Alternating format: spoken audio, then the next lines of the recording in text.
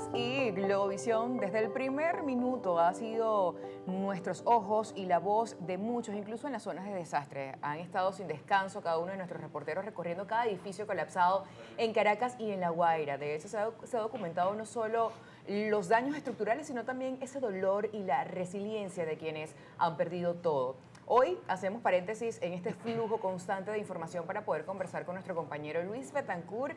Él es reportero de nuestra casa, quien es testigo de este desastre a través de la labor de periodismo que ha estado haciendo. Así que queremos darte la bienvenida, Luis. Y bueno, sí, primeramente agradecer esa labor que como periodistas te has abocado a lo largo de estos días y conocer también de primera mano cómo ha sido ese encuentro entre la realidad y tu labor. Gracias, Zuli, gracias por esta entrevista que, como lo dices, es un paréntesis como para entender, internalizar y poder dimensionar un poco todo lo que se ha vivido a lo largo de estos ya más de 20 días después de esa tragedia, ¿no? Ese doblete sísmico que azotó al país. Casualmente, cuando ocurrió ese doblete sísmico, yo estaba acá en Planta, vivimos acá en Planta lo que fue ese movimiento telúrico. Posteriormente, no había pasado ni 30 minutos después y nos tocó salir a la calle a ver el panorama.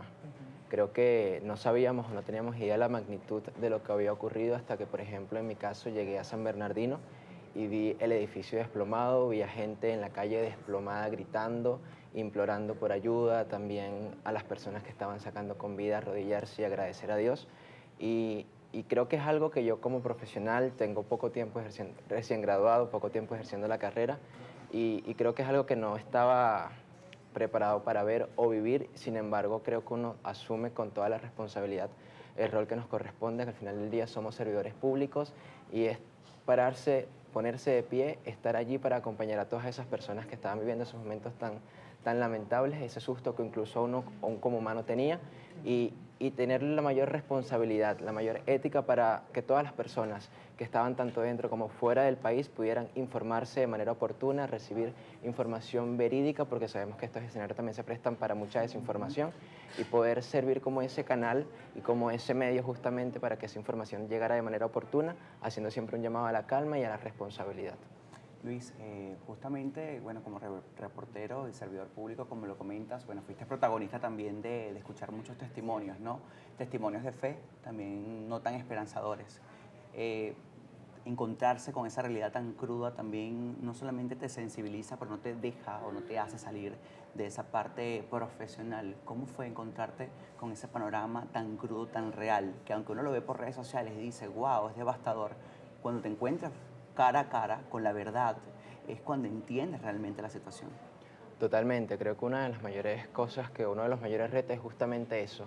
Por ejemplo, llegar a un lugar, ver a alguien que lo ha perdido todo, ver a alguien que perdió a su familia quizá, y cómo abordarlo, cómo conversar con esa persona y cómo mantener, digamos, esa ética al momento de...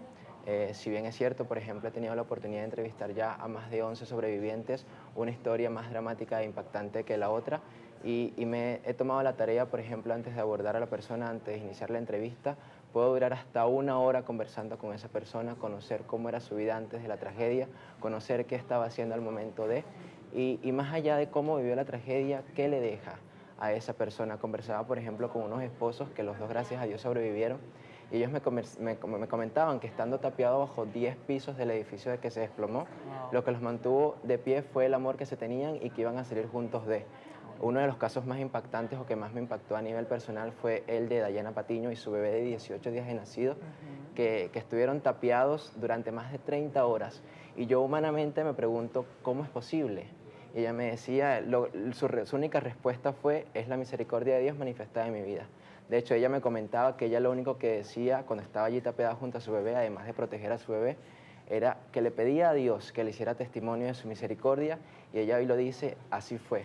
Y es bonito conocer estas historias porque más allá de la tragedia es ver cómo incluso en los momentos de dificultad se mantiene esa fe, se mantiene ese temple y se mantiene esa cercanía a Dios, porque es cierto, en estos momentos quizá podemos cuestionar dónde estaba Dios o podemos cuestionar incluso nuestra fe, pero creo que al contrario es los momentos donde más debemos aferrarnos a ella, y creo que es lo que me queda, por ejemplo, de estos testimonios que he tenido la oportunidad de conocer de primera mano, conocer esos testimonios donde Dios estuvo allí acompañándoles y donde esas personas, sin lugar a dudas, se aferran a Él como ese motor y ese pilar que hoy, gracias a Dios, los tiene a ellos con vida. También historias muy dramáticas en La Guaira, las personas que se mantienen pernoctando en campamentos, en refugios, ver cómo a pesar de mantienen esa alegría, es algo que me sorprende muchísimo. Conversaba hace poco con una señora, con la señora Luisa Villarruel, que ella sobrevivió cuando tenía 13 años al terremoto del 67, en el 99 a la vaguada, y ahora este doblete sísmico del 2024, y ella me decía, mi hijo, me decía, hijo, para adelante es que vamos. Y yo sorprendido, anonadado por ese temple, por esa resiliencia y por esa fe que ha mantenido y que mantiene pese a haber vivido 3 tragedias, pese a haber estado damnificada 3 veces. Y son cosas que nos interpelan, no solo como profesional, sino también como ser humano.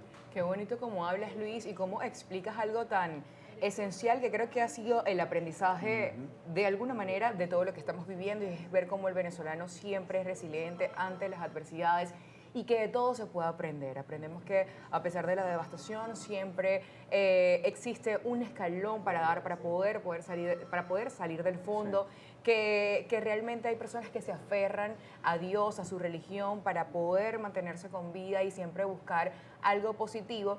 Y mencionabas algo importante, y es que a veces nosotros como periodistas tenemos que sacarnos de alguna manera cualquier ideología o cualquier pensamiento, algo subjetivo, para llevar lo más verídico posible una realidad y mostrarla al público. Pero imagino que ante estas situaciones, y más desde tu punto de vista recién graduado, ¿hubo algún momento de flaqueo en esa ética profesional? Porque es un momento devastador para todos, en donde sí hay que de alguna manera mostrar nuestras emociones. ¿Eso pasó en ti en alguno de esos reportajes? Y me encantaría saber cuál fue. Sí, por supuesto. De hecho, fue 48 horas después de la tragedia, la primera vez que tuve la oportunidad después de ir a La Guaira. Bajé a Catia-la-Mar, Playa Grande. Al llegar, creo que en ese instante fue que dimensioné la magnitud de lo que había ocurrido. Antes de hacer el reportaje, y me permito decirlo, lo que hice fue llorar, porque me dolía ver tanta gente, me dolía ver lamentablemente la cantidad de cuerpos sin vida que estaban sacando debajo de los escombros, madres que habían perdido a sus hijos, niños que salían sin piernas. Es algo que lo quiebra a uno evidentemente, y fue un momento difícil. Decía, ok, yo estoy aquí, tengo que hacer el trabajo, pero antes déjame un momento ser humano, llorar, sufrir y estar con la gente. El momento más choqueante que viví en ese momento justamente fue después yo me acerco a un señor y le digo, hola, ¿cómo está? Veo al señor muy tranquilo, está allí sentado, y le pregunto cómo está. Él me dice, estoy bien. Y dije, es vecino, vino a ayudar, vino a colaborar. No, yo vivía allí, y el edificio totalmente desplomado. Yo le digo, lo siento mucho, y me dijo, bueno, aquí estoy esperando que saquen a mi hijo. Y yo, ¿qué le puedo decir más que abrazarlo y acompañarle? Porque son escenarios en los que uno ni humanamente ni profesionalmente tiene palabras porque es un dolor que solo él sabe cómo lo está sintiendo, cómo lo está internalizando. Y después me dijo, salí a comprar algo en la bodega, y en ese momento ocurrió todo. Entonces son momentos en los que evidentemente uno se quiebra, uno se despoja de todo título, uno se despoja de esa profesionalidad que uno debe tener al momento de transmitir la noticia, y se vuelve humano, se quiebra y está allí para acompañar a la gente, porque creo que nuestra labor, más allá de informar, también es estar, es escuchar y es acompañar a esas personas que están pasando por esas realidades. Totalmente, sobre todo por una realidad tan cruda, ¿no? Tan dura. Y así también tuve la oportunidad de ver que estuviste con Fabiana, que se viralizó al ser, digamos, de cierta forma, igual que como dices, un milagro, ¿no? Y como lo titulaban, incluso viendo parte de su historia, ella comentaba de que si la encontraban, quería que la encontraran con una sonrisa, y así fue justamente. ¿Cómo fue ese encuentro con ella? Mira, me pasó algo muy particular con Fabiana, porque apenas llegué, lo que hizo fue sonreír, me dijo, gracias por venir. Y yo decía, pero hace poco estabas tapiada, Dios mío, quisiera yo que todo el mundo tuviese esa alegría, esa esperanza y esa dicha de poder emanar, incluso en esos momentos de dificultad, esa alegría. De hecho, una anécdota que ocurrió fuera de cámara, justamente cuando llegué en la casa donde ella se está quedando, estaban 2 de sus rescatistas, y él me contaba que uno de los rescatistas, que en el momento que estaban en contacto con ella, que apenas lograron abrir ese espacio entre los escombros, además de esa sonrisa, que fue la que se viralizó, ella agarró su iPhone y le dijo, toma, llévaselo a mi mamá. Y es algo que los rescatistas no se explicaban porque evidentemente es una situación compleja, una niña de 12 años, pero con una madurez y una alegría increíble que creo que fue lo que la ayudó a mantener ese temple en ese momento de dificultad, y conocerla para mí, lo dije a través de mis redes sociales, fue una verdadera bendición porque son experiencias y son entrevistas que para mí como nuevo profesional me marcarán para el resto de mi vida.